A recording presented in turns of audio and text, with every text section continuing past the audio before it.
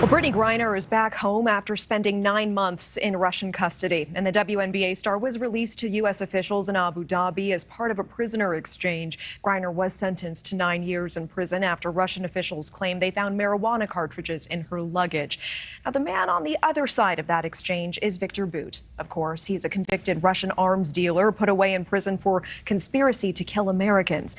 In the West, he is known as the Merchant of Death, who helped fuel wars around the world. In Russia, some are calling him a hero. A Russian TV host and a member of the country's parliament writing on the app Telegram saying everyone will forget Griner tomorrow and that, quote, Bout's life is only beginning. Viktor Bout's lawyer, Steve Zissour, joining us tonight with more on this exchange. Thank you so much for being here.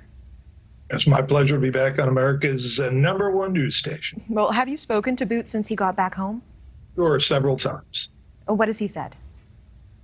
He's happy to be home, grateful for all the hard work that we put on his behalf, looking forward to the future. And obviously, the thing he wants to do more than anything is put his family back together.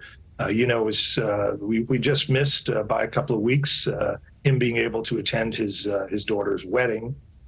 His only daughter, I should say. He's been in jail for 15 years, and the #1 thing that somebody has to do when they've been in jail for that long, especially somebody who's been this many miles away from their family, unable to get family visits for these 15 long years, it's to put your family back together and to reintroduce yourself to your wife and your kids and the other folks in your family. I hear you describing him, as a family man, and he is that. He is also known as the Merchant of Death, and he was traded for a WNBA player. Do you think that exchange was fair?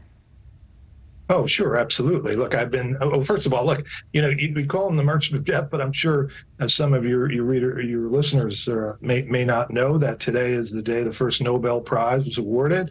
And the Nobel Prize was named after the original Merchant of Death, Dr. Alfred Nobel, who was responsible for a lot of damage because he invented dynamite, among other things. And eventually, he created this thing called the Nobel Prize, and that's why it now goes to folks who are responsible for bringing peace to the world. But look, it's fair because the U.S. government waited too long to be willing to trade Viktor. He's only got 5 years left of his sentence. He was taken into custody on March 6th, 2008.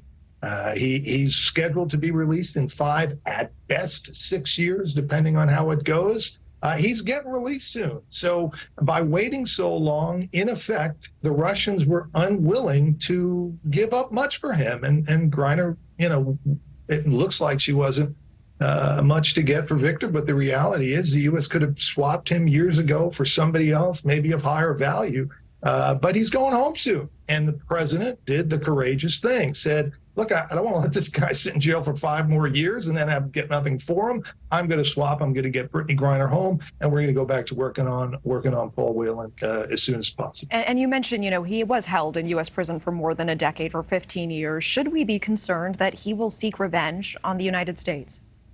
Well, look, no, because the reality is whether it was 15 or 20 years, if he had malice in his heart, it's going to happen sooner or later. But he doesn't. This is not the person I've come to know over the several years I've represented him.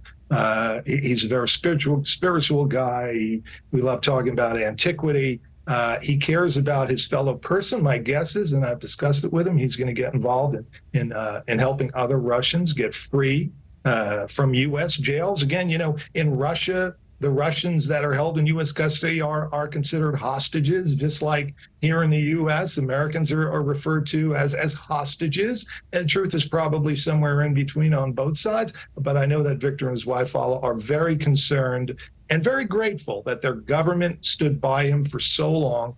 And I know that Viktor and his wife are going to be involved. And look, it's no secret Trevor Reed had difficulty at one point, and his spokesman called on us and see if we could help establish contact with them. And Al and Viktor were the first ones to make sure that it happened, because he was told that Viktor was told that his mother wasn't getting to speak to her son. And as soon as he heard about it, as soon as Ollie heard about it, he insisted, and they insisted, and I insisted, frankly, that it was not right. No matter what it was, you don't let a kid 30 years old not speak to his mother. Steve, I appreciate that. Do you think Viktor Bout will go back to being an arms dealer? No, for several reasons. One, he was already retired from that business when the DEA targeted him in 2008 or 2006, I should say. And the reality is, arms dealing is no longer an individual enterprise. Countries control that business now. Russia has its arms dealerships. U.S. The major budget item in the U.S. Our European allies are major arms dealers of the world. China is. These are ways that countries make money. Look, it's not often talked about, but I hear you, Stephen, and we're almost out of time. I'm sorry to interrupt. So are you saying he's going to live a quiet, retired life now, that the U.S. has no reason to fear Viktor Bout going forward? That's exactly what I'm saying. Look, is he going to be actively involved, maybe in politics, maybe in helping other folks, establishing a new business? Absolutely. But does the U.S. have anything to fear from him? Absolutely not. Thank you for watching. Go to newsnationnow.com to find News Nation on your television provider. And don't forget to click the red subscribe button below to get more of News Nation's fact-driven, unbiased coverage.